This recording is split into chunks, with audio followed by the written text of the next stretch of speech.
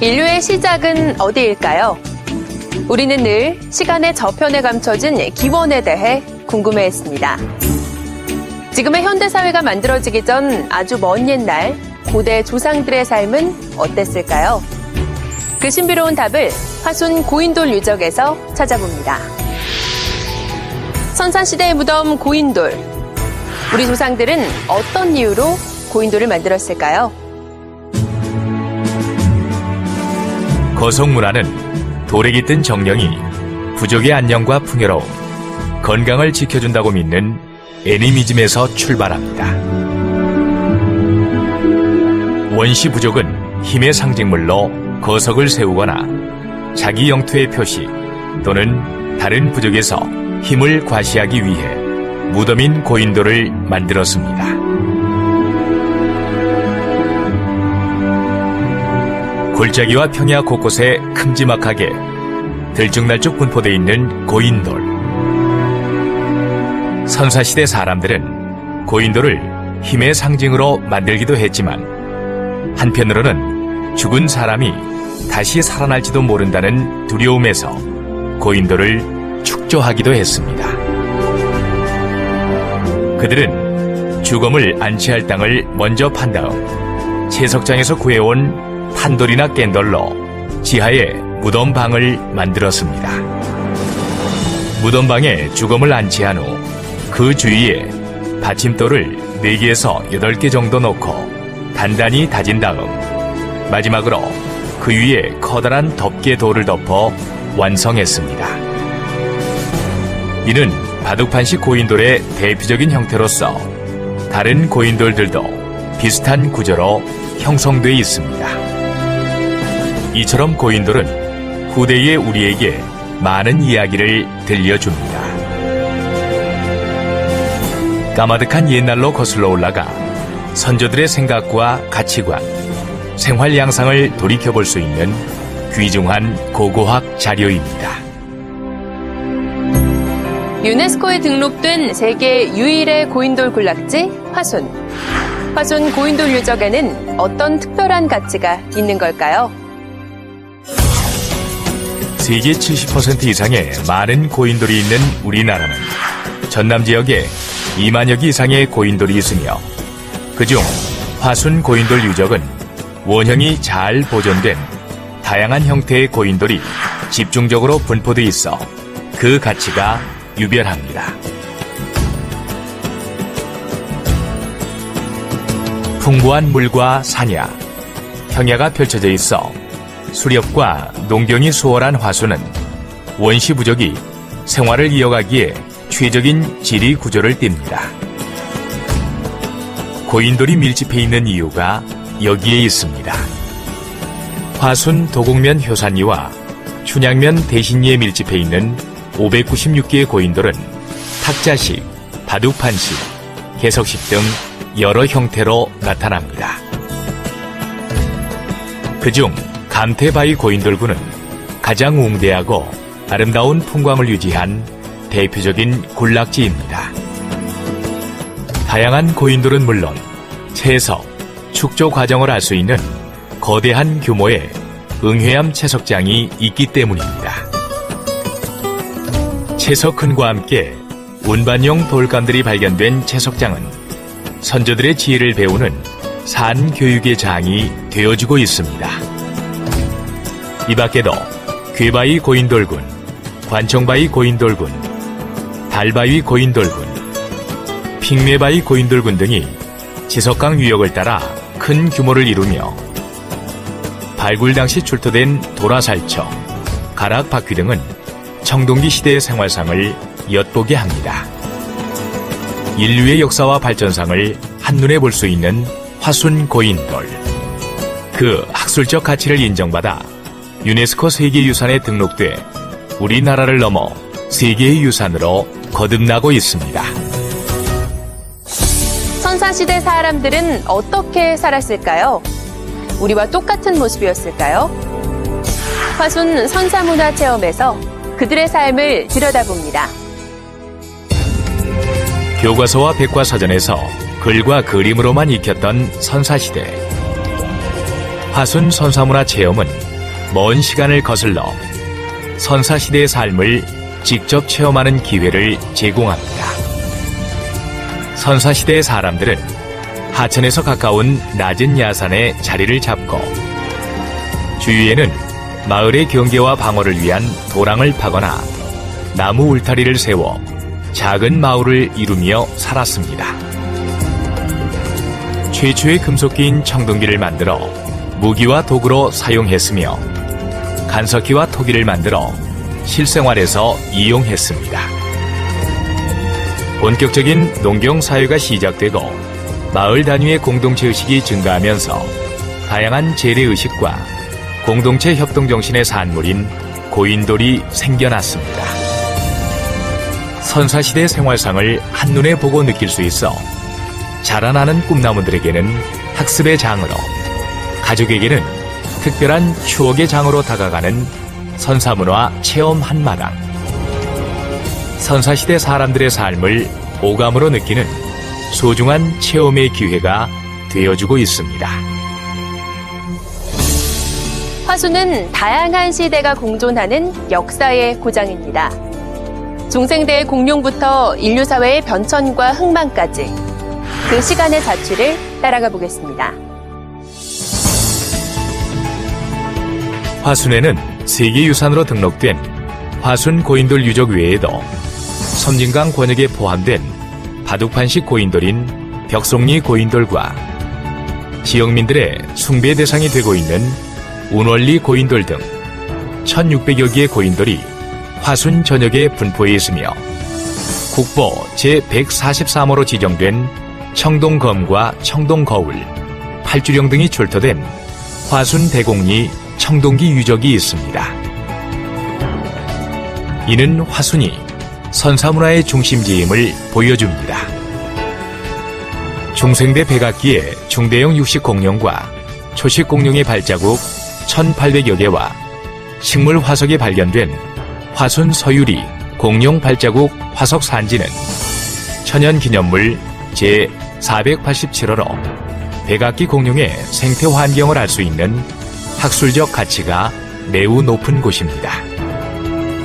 또한 천불천탑으로 유명한 화순 운주산은 다양한 형태의 불상과 탑을 볼 수 있으며 12m에 이르는 거대한 크기의 와불은 국내의 와불 중에서 가장 큰 규모의 석불입니다. 문화적, 학술적 가치를 인정받은 문화재들이 살아 숨쉬는 화순. 옛 가치를 소중히 하고 지켜나가려는 바른 역사의식이 오늘날의 글로벌 관광 화순을 만들어 갑니다.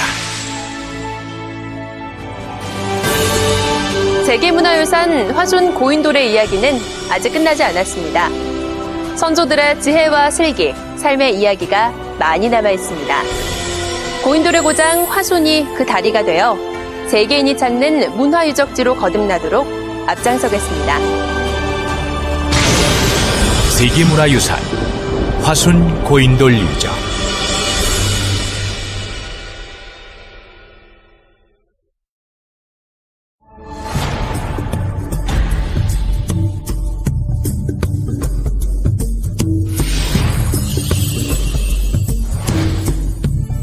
멀리서 그 큰 바위가 보여서 무슨 바위인가 하고 이제 가봤죠. 계곡을 따라갔더니 거대한 바위들이 숲속에 있어서 지금까지 내가 생각했던 고인돌 입지하고 전혀 다르다. 그래서 계속 조사를 했죠.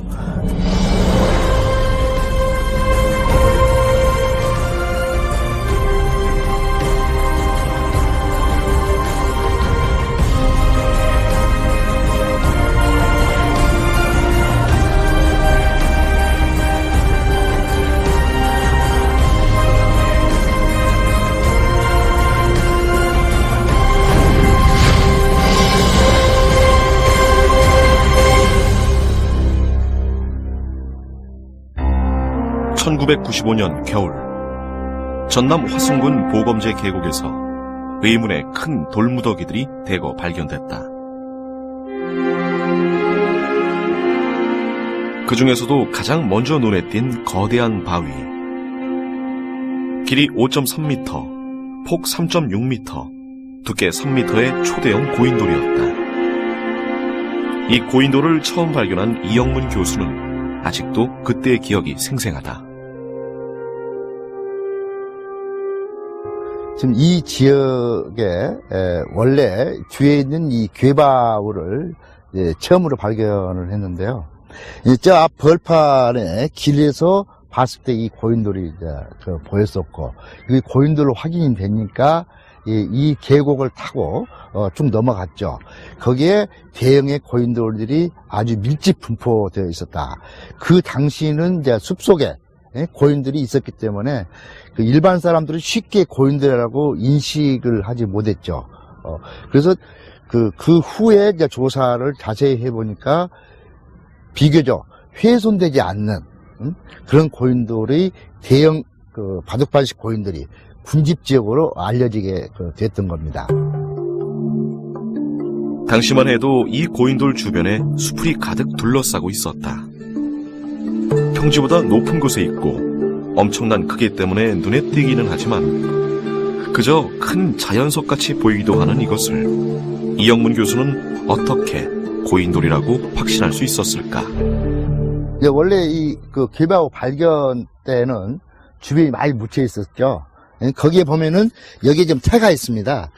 여기까지는 노출돼 있었고 이 밑으로는 여기 검정색의 돌은 전부 묻혀 있었죠. 그래서 이 받침돌이 이 덮개돌과의 관계에서 완전히 인위적으로 받쳤다 해서 이제 바둑판식 고인돌이다 이렇게 확신을 가지게 됐고, 이 밑에 보면은 여기하고 자연면과 달리 이 면은 인위적으로 깨는 자국입니다. 약간 오목하게 깨었던 자리고, 또 이 안에 중앙에 특이하게 이 받침돌을 고여서 이 무게중심을 유지할 수 있게끔 했던 것이 하나의 그 특징으로 봐서 고인돌이라는 확신을 갖게 됐던 겁니다. 화순 고인돌군은 비교적 최근에 발견돼 보존 상태가 매우 양호하다.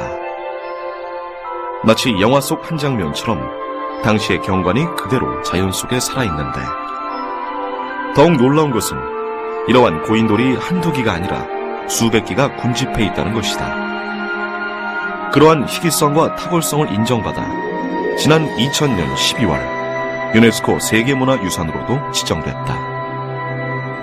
수적으로 많은 고인돌 집단에서는 다른 데 발굴 성과를 보면은 유물도 많이 나옵니다.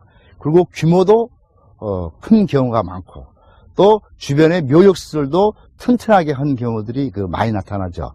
그리고 고인돌이 많다라고 하는 것은 이제 거대한 세력 집단, 이제 혈연 집단 중에서 무쇠한 집단들이 계속적으로 고인돌을 사용했기 때문에 이렇게 한 지역에 많은 고인돌이 잔존할 수가 있는 겁니다. 고인돌을 비롯한 거성 문화는 아프리카, 지중해 연안, 인도, 인도네시아, 중국, 일본, 우리나라 등지에 분포돼 있다. 그중 한반도에 4만여 개가 있어 전 세계적으로 가장 집중돼 있는데, 특히 전라남도 지역에 11,000여 개가 있어 고인돌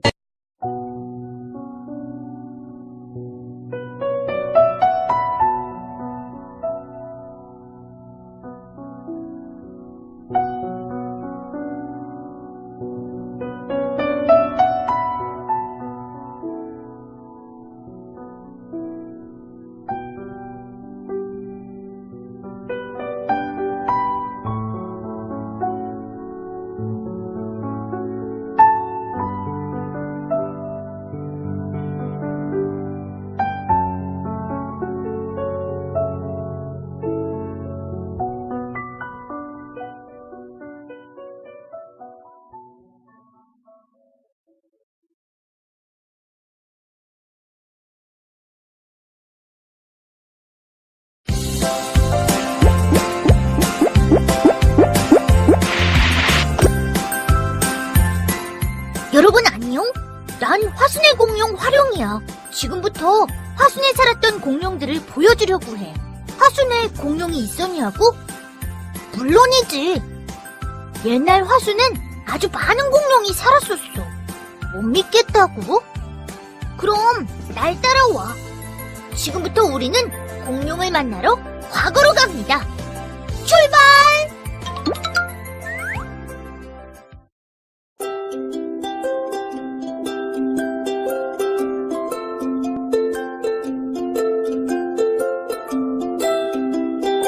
옛날 한반도는 중국과 일본, 한국이 하나로 합쳐진 땅이었어.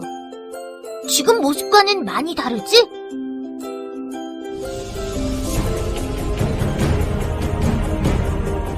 그때는 커다란 호수와 늪, 그리고 울창한 숲이 펼쳐져서 공룡들이 살기엔 아주 좋은 환경이었어. 그야말로 공룡들의 왕국이었지.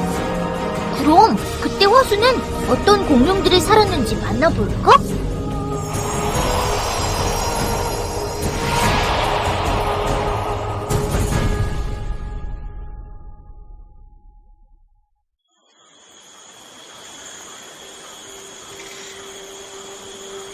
여긴 8천만 년 전 하순 서유리 숲속이야.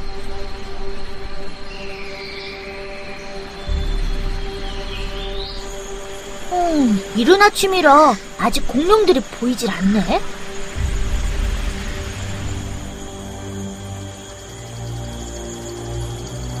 쉿, 무슨 소리가 들려?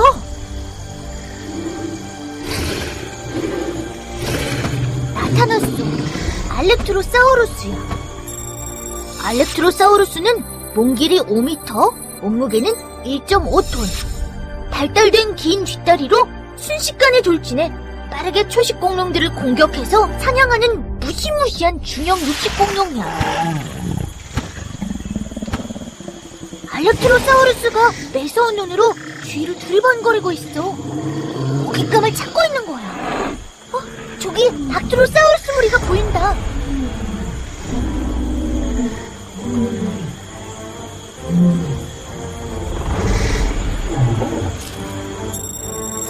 닥트로사우루스는 몸 길이 6m, 몸무게 1.5톤의 중형 이적보행 초식공룡으로 동아시아의 대표적인 오리주둥이 공룡이야.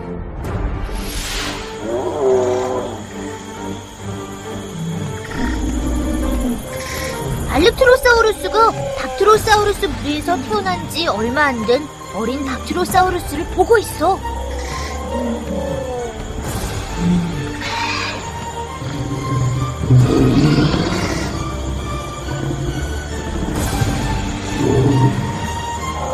몸집이 매우 작아 알렉트로사우루스가 먹잇감으로 선택했나봐. 녀석이 춤을 죽이고 기회를 노리고 있어. 기회는 한 번뿐이야.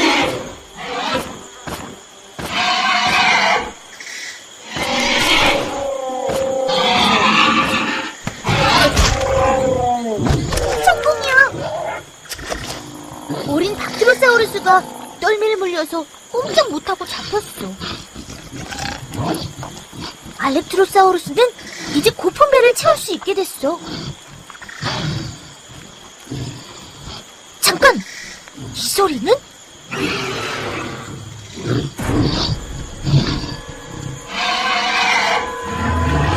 공룡의 제왕 타르보사우루스야.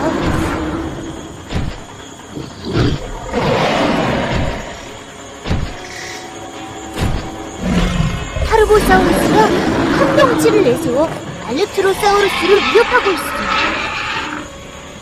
서로 먹잇감을 차지하려고 치열하게 신경전을 벌이고 있는 중이야. 하지만 알렉트로사우루스가 타르보사우루스의 조수가 될 수는 없어. 결국 포기하고 돌아서는군. 오늘은 배고픈 하루가 되겠네.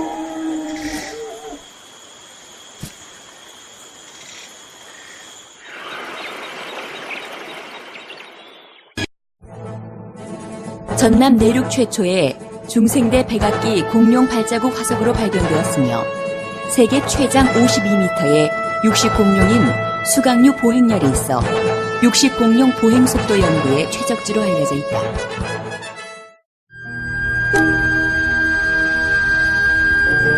김삿갓은 1807년 3월 13일 경기도 양주 회천면에서 안동김씨 김안근과 한평인씨 사이에서 둘째 아들로 태어났다. 이름은 병연, 자는 성심이며 호는 난고이다. 그는 20세 전후에 가출하여 57세의 나이로 세상을 떠날 때까지 모멸과 퇴한 속의 강산을 떠돌았다. 35년의 유랑 생활 중 이곳 화순 동복 구암마을에서 6년여 동안 살기도 하였다.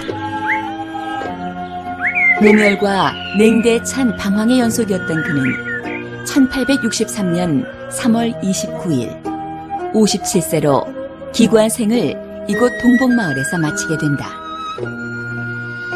김삿갓 종명지는 고난으로 점철된 그의 한많은 삶을 보여주는 유서 깊은 곳이다.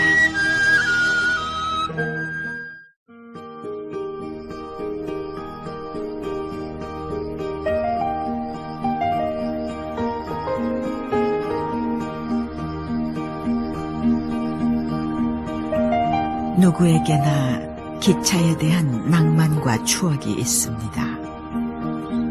30여 년 넘게 경전선 기차에 몸을 실었던 선홍기 씨도 예외는 아니지요. 속도보다는 사람이 먼저라는 경전선에서 인생의 절반을 보낸 선홍기 씨. 그 안에서 긴 세월을 함께 해온 든든한 인연을 만났습니다. 빠른 것이 곧 경쟁력인 시대에서 만날 수 없는 정겨움이죠. 경전선은 그 정겨움을 안고 달립니다. 늘 그렇듯 김연의 할머니는 오늘도 장에 나서는 길입니다. 오늘 장에 가서 오늘 예. 오늘 아주 대성통이야. 그래 많이 보라고 해야지. 아이고 정말로. 제가 철도 경력 33년인데 내가 쭉 써놓고 5년도부터 됐으니까 한 35, 6년. 예, 그 열차 장사를 계속 하셨어요. 옛날 남강주로 이제 그 물건 다니시면서 그 애안을 달리는 그 여수에서 목포까지 가는 열차에서 그 다라에다 짐 싣고 막 그 옛날 보여서 나온 꼬막 세족에 그 뭐 아니 쓰죠? 예, 그 막 그때 차에 그 단위를 못해요 그때는. 요새는 석화도 팔고 그냥 여러 가지 거 팔아요. 반지약도 팔고. 오늘은 뭐 가지고 오셨어요? 야, 오늘은 세비 많고 그 갖다 놓은 사람 있어요. 예, 못 갖고 댕겨 놓기. 무거워서 요새 힘이 들어서. 힘이 들어서 이제. 옛날에는 이 첫차가 이렇게 있을 게 짐이 쓰는 사람이 나 뺏기고 그 사람이 다 짐을 쓰고. 그런데 지금 첫차가 없을 게 잘 안 되니. 연하게 엄마도 장사 안 하고 이제. 30년 넘게 한결같이 이 기차에 짐을 싣고 5일장을 돌아다니며 장사해 자식을 키웠다는 김연의 할머니. 그때는 하여튼 기차 아니면 방법이 없다니까요. 이동을 못해. 기차 아니면 자요 자. 대합시도 잔 사람도 있었어요. 액랑같이 사신 분들은 사순역에서 자요 못 가면 택시비 들어서 못 가니까 비싸니까 안 가. 그러면 자요 막차 가버리면 그만큼 그 단일 수단은 요것밖에 없었어요. 경전선이 그때는 그렇게 좋았습니다. 그때는 경전선이 사람과 세상을 연결하는 유일한 발이었습니다. 이제 그 옛날에 아주 옛날에 이제 그 경전은 호황기 때 하시던 분 이분이 이제 장사를 그만두시게 되거든요. 사실은 열차 장사는 이제 한 분도 하실 분이 옛날 다니시던 분은 이제 연명이 끝납니다. 어제 끝나고. 예, 딱 한 분 계세요. 연수를 많이 내겠어. 할머니는 경전선이 멈추는 날까지 기차에 몸을 싣겠다고 하시네요. 아니, 그 겉다리가 없어. 어? 여기 있어. 여기 안에는 있어. 예, 오늘 먹고 있어. 할머니의 목적지인 화순역입니다. 예나 지금이나 김연의 할머니는 보따리를 이고 지고 종종 걸음입니다. 지금도 그런 거를 낀 거 보시오. 무릎 안 좋다 그래서. 장에 나가는 아낙네들의 사랑방이었고 꿈을 꾸는 학생들의 공부방이었던 경전선. 그곳엔 그렇게 사람 냄새 짙은 삶의 향기가 가득했습니다. 삶의 흔적들을 가슴팍에 고스란히 전해주는 경전선이 처음 개통된 것은 100여 년 전. 경전선은 광주 송정역에서부터 부산 부전역까지 영호남을 가로지르는 철도입니다. 그중 화순을 통과하는 경전선의 역은 화순, 능주, 이양 등입니다. 경전선 부산 부전역 기점으로 274.9km 지점에 위치한 화순역. 이곳에서 미화 담당으로 일하는 선원기 씨는 사실 경전선의 추억을 잊지 못해 이곳에 다시 일자리를 얻었습니다. 1969년 경전선 역무원으로 시작해